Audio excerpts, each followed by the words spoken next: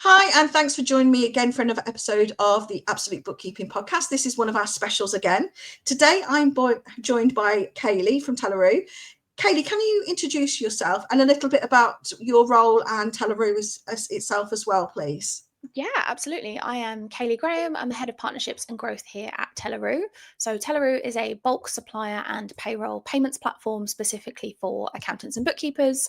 And my role is ultimately to grow this business, but predominantly through running our accountancy and bookkeeping channel. So, that includes everything from who we are and what we do, introducing it to new firms, and then ultimately supporting our customer success team to then help get things up and running and make sure that everyone understands how it works, that clients get it, and that everyone is happy. Perfect. Can I ask how your journey began in this industry? I know we mentioned before that we went live. You actually went in from the banking side of it. Is that correct? I did, yeah. So I started off as a commercial banking apprentice at NatWest when I was 17. I then went into corporate banking and looked after the top 20 housing associations across the UK and all the London councils, which is about as fun as it sounds. I then transitioned across to alternative lending, NatWest, started a new business, took a punt on something else, and I moved over there and set up a broker channel for the South West and Wales, which then led me to a company called Capitalise, who work with accountants and bookkeepers to help deliver funding out to their clients. And that's when I really started working with accountants. I'd had a few introducer accountants and bookkeepers in my network when I was at the bank, but actually that transition to Capitalise is where that became my full-time role, and had a portfolio of 60 odd accountancy firms that I spoke to on a daily basis, helping them to build and deliver funding as a new service line. And then 3.5 years ago now, I reached out to Teleroo, ended up moving across, and have been here ever since. Fabulous. Can I ask, what is the one word that describes your relationship with technology at the moment? Great question. I'm gonna go hyphenated and say it's still one word and go human led. Okay. And the reason I say that is I think tech is incredible, but for me at the moment, it still needs to be rooted in real human problems, in empathy and experience. And so for me, where I am looking for tech to solve problems is where there is a real human pain point. Yeah. Actually, I'm not looking for tech for the sake of tech or to optimize things that don't necessarily need it. I'm still looking for real human pain points, real human problems. And where do we then build tech into those things, but in a way that still means that human touch is there? I am very much a people person. And so, whilst I know for some people having tech do absolutely everything so they never had to speak to another person again would be ideal, that is my idea of hell. And so, for me, it's really about getting tech to do the stuff I don't want to do so that, yeah, I can spend lots of time with people having lots of conversations. Perfect. What's the Apple software you just simply could not run your sort of life or business without? So I'm going to go business route and I'm going to go Mailtrack by Mailsuite, which Okay. is effectively an email tracking tool that tells you when people have opened your emails, how many times they viewed it, whether they forwarded it, have they clicked the links, basically a little email stalker that reports back to me. How did you discover it? And was it a game changer from using it from day one, or did you really have to put some effort in to actually learn how the app works best for you? Discovery was my lovely fiance Marcus. He is a proper tech head, and so he introduced it to me.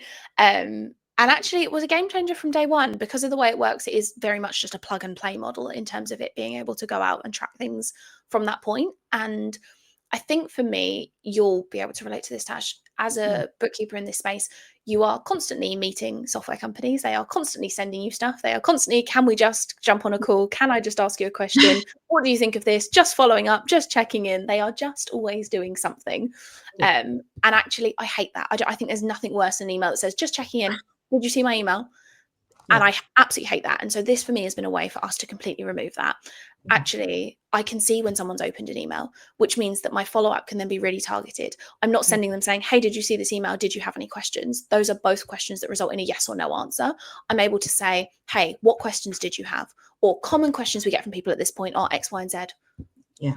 Does that resonate with you? And get an answer there. But it also means that actually if someone goes back to an email from a few weeks ago and suddenly opens it, it's a really great point for us to pick up the phone or contact them and say, hey, Are you thinking about this at the moment? And actually, what I try not to do is go, my email told me you just read this. But Yeah.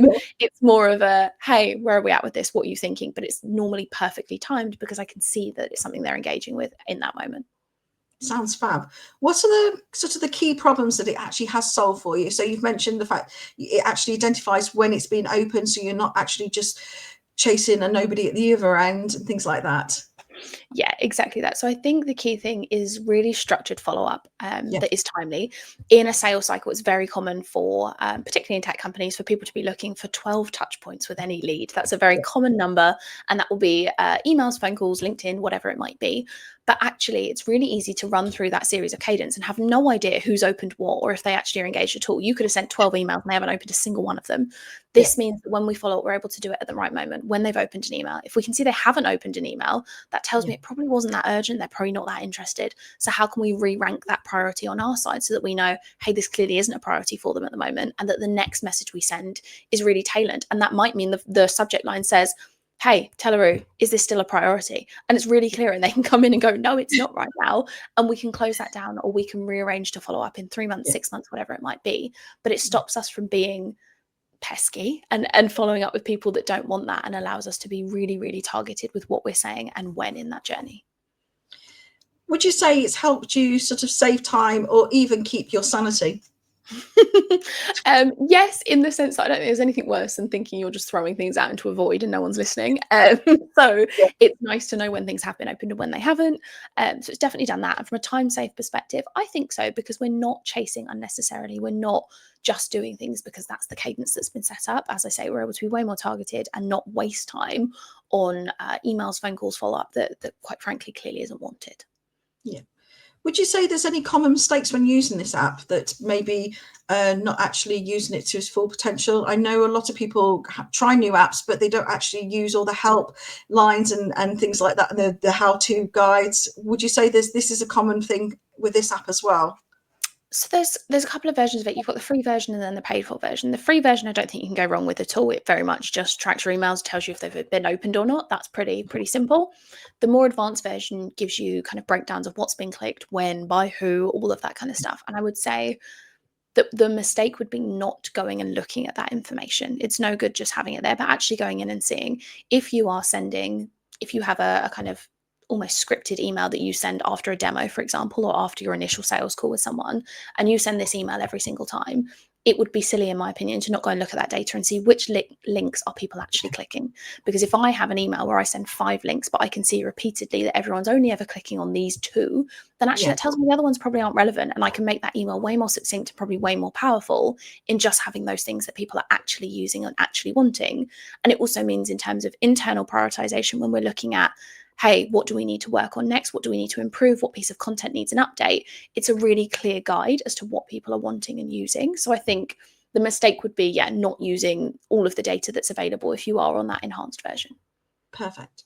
If you had a magic wand and you could change just one thing about it, what would you improve, or would you not need to improve anything? I think the only thing I can think of that it could do a little bit better for me would be if, for example, it could connect to my calendar Yeah. and it can see, okay, this morning there's been 3 of my emails that people have gone back and clicked on and they're doing loads of stuff with, but my diary is absolutely packed for most of the day. It would be great if it could go in and schedule like 15 minutes in my diary and block something out for me to go back and focus on that, because that's the thing that I probably still have to do manually, is go, I need to go back and action that and pop some time in my diary to actually do it. Or be able to connect it up to something like Slack, so that if people are clicking on a help center article, for example, our support team could proactively reach out and say, hey, we can see that you're looking at this help center article. Do you need a hand with anything? Perfect. Would you kind of recommend it to anybody in our industry? Obviously, that could be anybody from accountants, bookkeepers to software providers, because obviously it does sound really useful, the fact that you are able to track those emails that do get missing. I've got an issue at the moment where I'm sending emails to somebody, and I've had to send another email this morning, sort of 11 days later, asking if they've got the first email because they haven't responded to that one. So obviously I can see the pros of it already.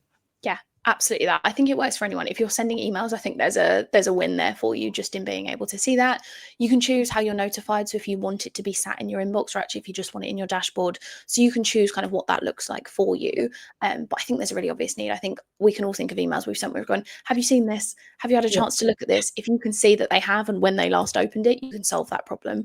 And then pick up the phone, text, do whatever it is elsewise, otherwise to get back in front of them. Perfect. Moving away from that app, what are your 3 top go-to apps in your tech stack? Oh, You could actually mention the software you work for now. I will let you mention. I'll come to that one last. My top one Okay. has to be Slack. We have Slack integrated into everything. We use things like ClickUp, we use all sorts of stuff, and everything basically feeds into Slack from a notifications standpoint. And that has been fantastic for us. We were able to get updates on onboarding and kind of where clients are at from an AML KYC perspective. We get updates on who needs phone calls, where things are at. If someone wants to speak to sales and it goes through our chatbot, we get notified in there so that we can pick that up and be on it straight away. So that's become very much our kind of central hub for everything. So definitely Slack. The second one, probably YouTube. I know a lot of people have moved away from long form content into the likes of TikTok and Reels, etc. For me, nothing will ever beat a YouTube video, particularly a well-structured one that kind of goes into depth. It's still my kind of go-to when I need to explore something new or I'm looking for inspiration on something. I like a bit more depth in content, and so I still jump to YouTube. And then I have to mention Teleroo.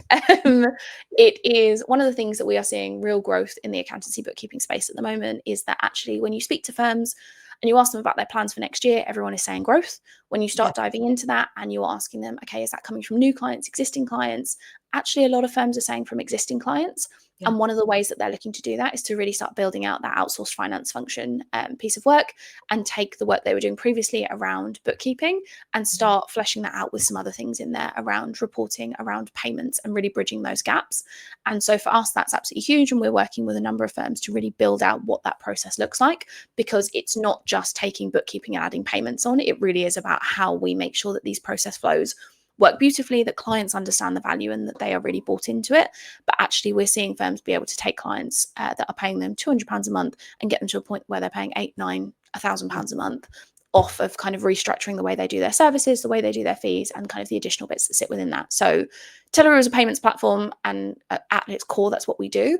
But I think what we really do is present an opportunity to reflect on current service lines and how you can build that out into something that can be really, really powerful, both for you, but also for the client. Perfect. How often do you review the apps that you use in your tech stack? Do you have like a frequency when you review them, or do you tend to review them when things don't sort of integrate well any further? I think a little bit of a mix. So I used to do a bit of a detox every year of like deleting social media and coming off of that. And my phone is probably the most boring phone in the world. I have very few apps. Everything gets deleted. Everything gets put in a box. I have no games on my phone. Like it's super boring. And so from a business perspective, I would say I'm pretty similar. If something doesn't serve a real purpose and add real value, I'm pretty quick to get rid of it. I hate duplicating information in multiple places. So again, if we can condense things down and have them in one place, we absolutely do. And that means that I'm normally looking for best in class. What that does mean is that once we have a system in place, there needs to be a real benefit to changing for us to look at something else. That has to be a really, really clear thing. If it's only going to make us 1% better, for me, I know some people are like 1% is great, and it is, but I have to weigh up the disruption of moving that. And so for us, a lot of the time, what we have, we will work with, and we will look at how we automate through things like Zapier, etc., to then bridge any gaps. And if we get to the point where we go, we've now got hundreds of apps fixing something in this software, we probably need to upgrade it for something else, then we will do that. But actually, as a team that's grown from kind of 7 to 30 odd people now, it's not as quick or as easy to just switch out a software. And so there has to be a real benefit to doing so. And we need to be able to do that in a kind of structured way that's not going to be too disruptive. Perfect. Have you ever had a software disaster? So when things that you've relied on has let you down and things like that. We're talking kind of things where you think that things are going one place and they've gone other places, or things where computers have just said no, or anything like that.